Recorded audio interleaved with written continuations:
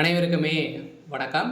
சற்று முன் கிடைத்திருக்கக்கூடிய ஒரு மிக மிக முக்கியமான செய்தி ஒன்று வெளியாகியுள்ளது. சற்று முன் சிஏஜி சர்ச்சையில் சிக்கிய உதயநிதி எரிக்கப்படும் ஆவணங்கள் இது மாதிரி பார்த்தீங்கன்னா செய்திகள் வெளியாயிருக்கு. ஸோ அனைவருக்குமே பார்த்தீங்கன்னா தெரியும். ஸோ இப்போ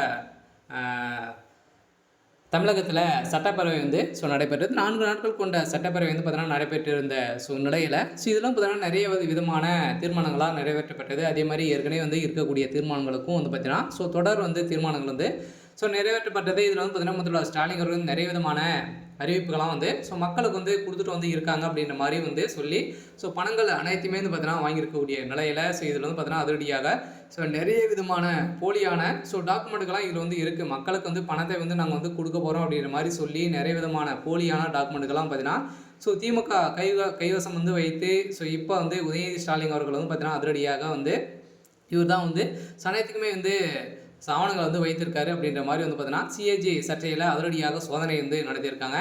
உதயநிதியுடைய வீட்டில் சிக்கிய ஆவணத்தின் அடிப்படையில் அதிரடியாகவும் பார்த்தீங்கன்னா இப்போ உதயநிதி ஸ்டாலின் வசமாக சிக்கியிருக்காரு. இப்போ திமுகவுடைய அலுவலகத்தில் ரைடுகள் நடத்த போகிறதாகவும் ஒரு தகவல் வழியாக இருக்குது. இதை பற்றி இந்த வீடியோவில் நம்ம முழுமையாக பார்க்கலாம். அதுக்கு முன்னாடி நம்ம சேனலுக்கு இப்போ தான் நீங்கள் முதல் முறையாக வந்திருக்கீங்க அப்படின்னா மறக்காமல் நம்மளுடைய சேனலை சப்ஸ்கிரைப் பண்ணி சப்போர்ட் பண்ணுங்கள். வாங்க வீடியோக்குள்ளே போகலாம்.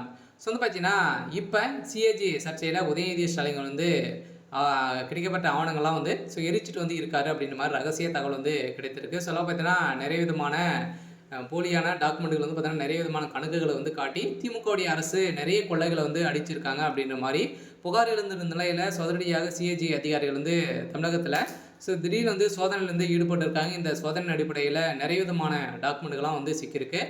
திமுகவுடைய ஆட்சிக்கு ஒரு மிகப்பெரிய சிக்கல் வந்திருக்கு. பார்த்தீங்கன்னா இப்போ அதிரடியாக உதயநிதி ஸ்டாலின் அவர்கள் டெல்லிக்கு தூக்கி சென்றதாக ஒரு தகவல் வழியாக இருக்குது. பார்த்தீங்கன்னா இப்போ ஜனாதிபதி போட்ட உத்தரவின் அடிப்படையில் தமிழகத்தில் அனைத்து கணக்கு வழக்குகளுமே காட்ட வேண்டும் அப்படின்ற மாதிரி ஜனாதிபதி போட்ட உத்தரவின் அடிப்படையில் இப்போ அதிரடியாக திமுகவில் பெரும் அதிர்ச்சியை ஏற்படுத்தியிருக்கு. இப்போ அதிரடியாக தமிழகத்தில் சிஏஜி சர்ச்சையில் உதயநிதி ஸ்டாலின் வசமாக சிக்கியிருக்காரு.